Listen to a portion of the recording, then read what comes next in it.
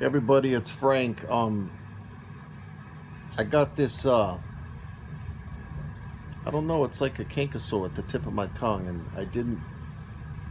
It's not from eating cunt. It's not from. It's not herpes or anything like that. I think it's from like. I got some food stuck in my tooth, and instead of just getting up and using dental floss, I just got my tongue, and I think I irritated it, and now it's affecting my speech and my eating and all of that stuff. But yeah, I wanted to address something because I have a policy where I like to see cunt photos before I like to meet a woman first. And a lot of y'all think it might be a little bit vulgar, but let me just try to like draw a parallel for you. In the animal kingdom, like Frank, I'm an animal. I mean, we're all animals, all right?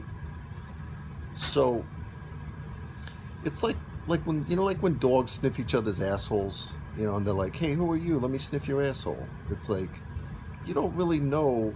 I mean, these dogs, like, they don't really know who each other are or is until they sniff their asshole, and then they're like, "Okay, I fucking know who you are. You're one of those kinds or whatever, right?" That's how Frank is with cunt. Like,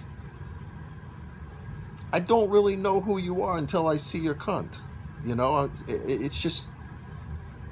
I mean, I'm not trying to fight it anymore. I just embrace it. I try to get cunt photos. A lot of women think that it's vulgar, but it's just the way I assess people. Like for instance, I've met some really fabulous broads in my day. Everything was just like tip top shape. Like beautiful hair and beautiful eyes, and like pretty toes and hands and all that good stuff, right? And then I run into the cunt, and it's like that fucking monster from the Rocky Horror Picture Show. And I'm like, well, this was all for nothing. I could have, the time I spent getting to know the Rocky Horror Picture Show cunt gal, I could have watched paint dry and been, it'd have been better use of my time. So, ladies, understand, I'm not being vulgar. I just got to see what the cunt looks like, because if the cunt's a mess, then it doesn't really matter what the cunt's attached to. So like I think like Jesus and some of these other spiritual leaders, you have to walk in another person's shoes to truly understand who they are.